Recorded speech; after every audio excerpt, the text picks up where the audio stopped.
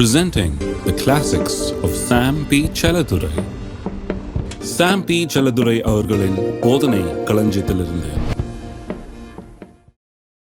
கர்த்தர் அற்புதத்தின் தேவன். வானத்தின் மதகுகளை நிச்சயமா திறக்கிறார். பல நேரங்களிலே மனுஷருடைய வாழ்க்கையிலே வானத்தின் மதகுகள் திறக்கப்படுகிறது என்பதை நான் விசுவாசிக்கிறேன். அனுபவித்தும் பார்த்திருக்கிறேன். நீங்களும் சிலர் அனுபவித்து பார்த்திருப்பீங்கன்னு நினைக்கிறேன். இன்னும் சிலர் அனுபவித்து பார்க்க போறீங்க. கர்த்தர் வானத்தின் மதகுகளை திறக்கும் போது மனுஷனுடைய வாழ்க்கையிலே பெரிய அற்புதங்கள், பெரிய அதிகரிப்பு, பெரிய பெருக்கம் ஒன்று உண்டாகிறது. ஆகவேதான் இந்த வானத்தின் மதகுகளை குறித்து நான் இன்னும் தீர ஆராய முற்படுகிறேன்.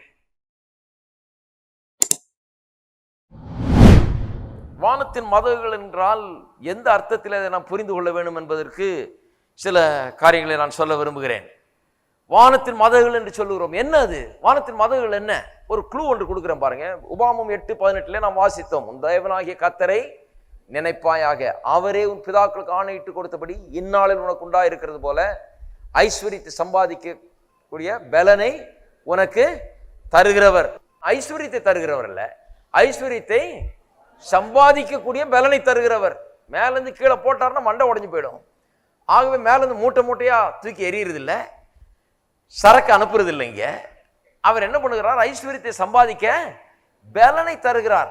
அப்ப கர்த்தர் எப்படி ஆசீர்வதிக்கிறார்? ஒருவனுக்கு பலனை தரு. அது வரைக்கும் பலன் இல்லாமல் இருக்கு, அவனுக்கு சம்பாதிக்க முடியாம இருக்குது, கையிட்டு செய்யற காரியங்கள் ஆசீர்வாதம் இல்லாமல் இருக்குது, பெருக்கம் இல்லாமல் இருக்கிறது, அதிகரிப்பு இல்லாமல் இருக்கிறது. கர்த்தர் ஒரு மனுஷனை ஆசீர்வதிக்கும் போது என்ன ஆகிறது? அவனுக்கு பலன் உண்டாகிறது. ஆகவே அவன் கையிட்டு செய்யற காரியங்கள் ஆசீர்வதிக்கப்படுகிறது, பெருக்கம் உண்டாகிறது, அதுல ஆசீர்வாதம் உண்டாகிறது. இப்படி பலனை தந்து மனுஷனை உயர்த்துகிறார் கர்த்தர். நான் சொன்னேன் உங்களுக்கு ஏற்கனவே, திறமைகளை தருகிறார், ஆற்றல்களை தருகிறார், உங்களுக்கு சில தாளந்துகளை தருகிறார். இப்படிதான் அவர் செய்கிறார் என்று நான் உங்களுக்கு சொன்னேன். நான் சொல்லி கொண்டிருந்தப்ப இங்கே அதை கேட்டுக்கொண்டிருந்த ஒரு அம்மா அன்னைக்கு யோசித்தாங்களாம். அவங்க ஏதோ தான் கணவர் செய்து கொண்டிருந்த வேலையில் ஏதோ பிரச்சனைன்னு சொல்லி என்ன பண்ணுறதுன்னு யோசித்துக்கிட்டு ஒன்றும் வழி இல்லாமல் நின்றுட்டு இருக்கப்ப இந்த பிரசங்கத்தை வந்து கேட்டிருக்காங்க. அந்த அம்மா சொல்கிறாங்க, அன்றைக்கி தான் நீங்கள் சொன்னீங்க, அன்றைக்கி தான் யோசிச்சுருந்தேன் என்ன பண்ணுன்ட்டு, இது இப்படி போயிடுச்சே, வழி இல்லாமல் இருக்கே, என்ன பண்ணலாம் என்று யோசிக்கிறேன். அன்றைக்கி தான் நீங்கள் சொன்னீங்க கர்த்தர் ஐஸ்வரியத்தை சம்பாதிக்க பலனை தருகிறார். அது எப்படி தர்றார்? ஆற்றலை, தாளந்த, எனக்குள்ள ஒரு கிருபையை, எனக்குள்ள ஒரு திறமையை வச்சிருக்காரு கர்த்தர். எல்லாருக்குள்ளேயும் ஒரு திறமையை வச்சிருக்கிறாரு. எல்லாருமே உள்ள பணக்காரராக தான் இருக்கிறோம், உள்ள வந்து ஓட்டாண்டியா இல்லை. நம்ம கையில் ஏதோ ஒன்று இருக்குது, அதை நாம் கண்டுபிடிக்கணும். கர்த்தருடைய கிருபையில் அதை உபயோகப்படுத்த வேண்டும். அதை குறித்த ஒரு வெளிப்பாட்டை நான் பெற்றுக்கொள்ள வேணும்னு சொன்னீங்க. நான் வந்தேன், யோசித்து பார்த்தேன். எனக்கு தெரிஞ்சதெல்லாம் சமைக்க தெரியும், நல்லா ருசியா சமைக்க தெரியும். நான் நினைச்சேன் சரி சமைச்சு போடுவோமேன்னு சொல்லி சமைச்சேன். இப்போ நிறைய பேர் வந்து மெஸ்ஸு மாதிரி இப்போ எங்கள் வீட்டில் வந்து சாப்பிட்டு போகிறாங்க, பணமும் சம்பாதிக்கிறோம். பாருங்க எப்படி கர்த்தர் ஒரு வழியை திறக்கிறார் என்று.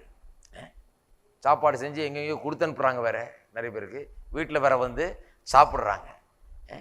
இது இப்படியே வளர்ந்ததுன்னா மதகுகள் திறந்தது மாதிரி தான். அதை தான் சொல்கிறேன். மதகுகள்னு சொன்னால் கர்த்தர் ஏதோ அங்கே என்னத்தையோ ஜன்னலையோ அல்லது பெரிய மதகையோ வச்சுக்கிட்டு திறந்துக்கிட்டு டொப்பு டொப்புன்னு என்னத்தையோ போட்டுட்டு இருக்கிறாருன்னு. ரூபா நோட்டை அங்கேருந்து பார்சல் பண்ணி ஒரு வீட்டு மெத்த மேலையும் தூக்கி எரிஞ்சிட்டு இருக்கிறாரு இல்லை. மதகுகள் திறக்கப்படுகிறது என்று சொன்னால் ஒரு வழி உண்டாகிறது. கர்த்தர் ஒரு வழியை உண்டாக்குகிறார். கர்த்தர் சில காரியங்களை அங்கே செய்ய ஆரம்பிக்கிறார். ஆகவே இதை நன்றாக நாம் புரிந்து கொள்ள வேண்டும். விண்டோஸ் ஆஃப் ஹெவன், வானத்தின் மதகுகள் என்று சொன்னால் நான் சொல்லுகிறேன், அதை இப்படிதான் நான் வியாக்கியானம் பண்ணுவேன். சில வாய்ப்புகளை, திறந்த வாசல்களை, வாய்ப்புகளை, சாத்தியக்கூறுகளை கர்த்தர் நமக்கு ஏற்படுத்தி தருகிறார். முன்ன இல்லாத வாசல்கள் இப்பொழுது திறக்கப்படுகிறது, வழிகள் நமக்கு உண்டாகிறது, சில காரியங்கள் நம்முடைய வாழ்க்கையில நடக்க ஆரம்பிக்கிறது. வானத்தின் மதகுகள் திறந்திருக்கும் போது இருக்கீங்களா? விண்டோஸ் ஆஃப் ஹெவன்னா விண்டோஸ் ஆஃப் ஆப்பர்ச்சுனிட்டி என்று சொல்லலாம். வாய்ப்புகளின் வாசல்கள். அதை அப்படியே உபயோகப்படுத்துறாங்க பாருங்க. இப்போ சந்திரமண்டலத்துக்கு ராக்கெட் அனுப்பின காலத்தில் அதை பற்றி பேசினப்ப எப்படி சொன்னாங்க, சந்திரமண்டலத்துக்கு எப்படி பூமியிலிருந்து கிளம்பி ராக்கெட் கிளம்பி போய் அங்கே சேருதுன்னு. போய் அங்கே சேருதுன்னா ஏதோ சும்மா துப்பாக்கி எடுத்து நம்ம ராத்திரியில் பார்த்தா இங்கே சந்திரன் கிட்ட இருக்கா மாதிரி தெரியும். நல்ல துப்பாக்கி ஒன்று கிடைச்சேன்னா கொஞ்சம் தூரமாக போகக்கூடிய புல்லட் கிடைச்சுன்னா அடிச்சிடலாம் போல இருக்கும். ஆனால் அப்படி இல்லை. ஏனென்று சொன்னால் இந்த பூமி அப்படியே ஸ்பின் பண்ணிட்டு இருக்குது பாருங்க. எத்தனையோ ஆயிரக்கணக்கான மைல் வேகத்தில் இது ஸ்பின் பண்ணி கொண்டிருக்கிறது.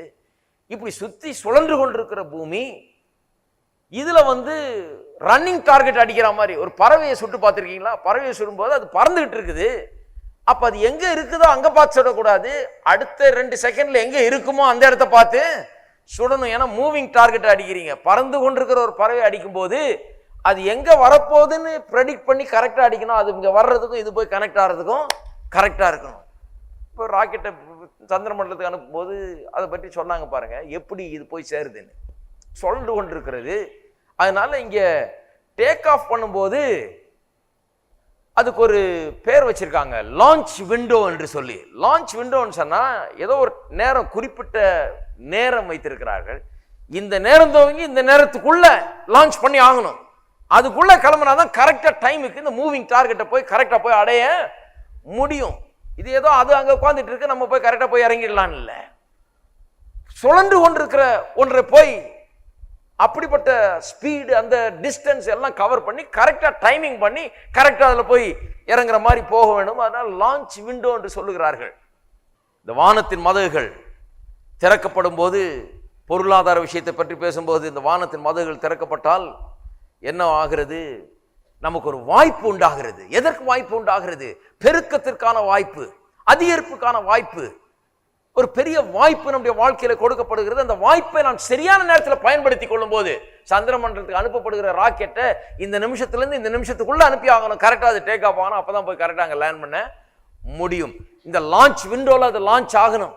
அதுபோல வாய்ப்புகளை நாம் பயன்படுத்தி கொள்ளும் போது, தேவன் உண்டாக்குகிற வாய்ப்புகளை நாம் அறிந்து கொண்டு அதை குறித்த அறிவோடு நாம் வாழ்ந்து, தேவன் நமக்கு வாசல்களை திறக்கும் போது, வாய்ப்புகளை உண்டாக்கும் போது, வானத்தின் மதகுகளை திறக்கும் போது, மேல மதகு திறந்திருக்குன்னா ஒரு அறிவு வர வேணாமா? ஹலோ, இருக்கீங்களா? நிறைய பேர் சொல்றாங்க, ஐயோ நான் அப்படி யோசித்ததே இல்லைங்களே. ஆமா, கரெக்ட். எத்தனையோ தடவை ஆண்டவர் திறந்திருக்கிறாரு. நம்ம பாட்டுக்கு ஒண்ணுமே, கத்தர் எங்க இருக்கிறாரோ, ஏன் ஜெபத்தை கேட்க மாட்டேங்கிறாரு, ஒண்ணுமே செய்ய மாட்டேங்கிறாரு, நான் கத்தரை எதிர்பார்த்துக்கிட்டு இருக்கிறேங்க. கத்தர் சொல்ற, திறந்து வச்சிருக்கேன்ப்பா, ஆப்பர்ச்சுனிட்டி உண்டாக்கி இருக்கிறேன், உனக்கு ஒரு வாய்ப்பை உண்டாக்கி இருக்கிறேன், என்னுடைய வானத்தின் மதகுகளை திறந்து வச்சிருக்கிறேன். Seize that opportunity. அந்த தருணத்தை எடுத்துக்கொள். அந்த நேரத்தில் விசுவாசத்தில் செயல்படு. அந்த நேரத்தில் உடனடியாக விசுவாசத்தில் இறங்கி ஒன்றை செய் என்று எதிர்பார்க்கிறார். எலிசா தீர்க்கதரிசி அங்கே மூப்பர்களோடு உட்கார்ந்திருந்தாராம். ராஜா தேடிட்டு வரும்போது என்ன செஞ்சிட்டு இருப்பாருன்னு நினைக்கிறீங்க? சூழ்நிலையை வச்சே பாருங்க. ஏன்னா சொல்லலை என்ன செஞ்சிட்டு இருக்காருன்னு. மூப்பர்களோட உட்கார்ந்துருக்காருன்னு சொல்லுவார். ஊரெல்லாம் பஞ்சம், பிள்ளைய வெட்டி ஆக்கி சாப்பிட்ற அளவுக்கு இருக்குது. கழுத தலையை சாப்பிட்டுக்கிட்டு இருக்கான் பணக்காரனே. இப்படிப்பட்ட நேரத்தில் தீர்க்கதரிசியானவர் என்ன பண்ணிட்டு இருப்பாருன்னு நினைக்கிறீங்க? நான் நினைக்கிறேன், நிச்சயமா மூப்பர்கள் எல்லாம் கூட்டி, எப்பா பாவங்கவும் செஞ்சிருந்தீங்கன்னா எல்லாம் அறிக்கையிடுங்க, எல்லாம் அதை விட்டுருங்க, கர்த்தர் நமக்கு இந்த இடத்துல ஜெயத்தை தருவார்னு சொல்லி எல்லாரையும் கூட்டி ஒரு பெரிய ஜப கூட்டமே நடத்திட்டு இருப்பாருன்னு நினைக்கிறேன். கர்த்தரை எதிர்பார்த்து, கர்த்தர் பேர்ல கண்களை வைத்து, கர்த்தர் இந்த சூழ்நிலையில என்ன செய்வார் என்பதை எதிர்பார்த்து இப்படி ஒரு ஜபமே நடந்து கொண்டிருக்கும். அந்த சூழ்நிலையில தான் எலிசா தீர்க்கதரிசிக்கு கண்கள் திறக்கப்படுகிறது. கொல்லலான் வந்த ராஜா கிட்ட அவன் ஒரு தரிசனத்தை சொல்லுகிறான். நாளைக்கு இந்நேரத்தில் இந்த மாதிரி மலிவான விலைக்கு ஆகாரம் கிடைக்க போகுது, கோதுமையும் வார்கோதுமையும் 1 சேக்கலுக்கும் 2 சேக்கலுக்கும் கிடைக்க போகிறது என்று சொல்லி இப்படி ஒரு தீர்க்க தரிசனமா உரைக்கிறான். பாருங்க, வானத்தின் மதகுகள் திறக்கும் போது நாம் ஒரு புதிய காட்சியை காண்கிறோம். தேவன் நமக்கு செய்ய போகிறவைகளை நாம் அறிந்து கொள்கிறோம். அதை குறித்த ஒரு தரிசனம் நமக்கு உண்டாகிறது. ஜன்னலை திறந்து அடைபட்டிருக்கிற ரூம்ல நின்று கொண்டு இருட்டில் இருந்துகிட்டு திடீர்னு ஜன்னலை திறந்த உடனே எப்படி வெளிச்சம் உண்டாகிறதோ அப்படி நமக்கு ஒரு வெளிச்சம் உண்டாகிறது. தேவன் என்ன செய்ய போகிறார் என்பதை நாம் அறிந்து கொள்கிறோம், காண்கிறோம். கர்த்தர் என் மூலமா என்ன செய்ய போகிறார், கர்த்தர் எனக்காக என்ன வைத்திருக்கிறார். இந்த சூழ்நிலையின் மிகுதியினாலே, பிரச்சனையின் மிகுதியினால பிரச்சனையை பார்த்து கொண்டு பயந்து கொண்டு கண்ணீர் விட்டு கொண்டு அதிலேயே மூழ்கி கொண்டிருக்கிறது இல்ல. திடீரென்று புது தரிசனம் உண்டாகிறது. அவன் சொல்லுகிறான், நாளைக்கு இந்நேரம் வித்தியாசமா இருக்கும், கதையே வித்தியாசமா இருக்கும் என்று சொல்லுகிறான். அப்பதான் அந்த ராஜாவுடைய பிரதானி சொல்லுகிறான், வானத்தின் மதகுகளே கர்த்தர் உண்டாக்குனா கூட இப்படி ஆகுமோ என்று. அப்ப எலிசா தீர்க்கதரிசி சொல்லுகிறான், அப்படிதான் ஆகும். வானத்தின் மதகுகளை தான் கர்த்தர் உண்டாக்குறார், உண்டாக்கி இருக்கிறார். எனக்கு தெரியுது, நான் அதை கண்களால் காணுகிறேன். இது இந்த ஆசீர்வாதங்கள் உண்டாகும் போது, இந்த நிறைவு கிடைக்கும் போது, இந்த பஞ்சம் தீரும் போது, பெருக்கம் உண்டாகும் போது இந்த அவல நிலை நீங்கும் போது நீ அதை கண்ணால காண்பா, நான் சாப்பிட மாட்டாய் என்று அவனுக்கு சொல்லுகிறான். பாருங்க என்ன நடக்குதுன்னு. கர்த்தர் என்ன செய்ய போகிறார் என்பதை குறித்த ஒரு அறிவு. அநேகர் இன்றைக்கு பிரச்சனையில் மூழ்கி இருக்கும்போது பிரச்சனையே நினைச்சு கொண்டு பிரச்சனையிலே பாரப்பட்டு கொண்டு அதிலே கிடக்கிறார்கள். நான் சொல்லுகிறேன், அந்த நேரத்தில் கர்த்தரை நோக்கி விண்ணப்பம் செய்யும் போது, கர்த்தரை நாம் எதிர்பார்த்திருக்கும் போது மதகுகள் திறக்கப்படுகிறது. வானத்தின் மதகுகள் திறக்கப்படும் போது நமக்கு ஒரு அறிவு உண்டாகிறது, ஒரு வெளிச்சம் உண்டாகிறது, அது குறித்து ஒரு வெளிப்பாடு உண்டாகிறது.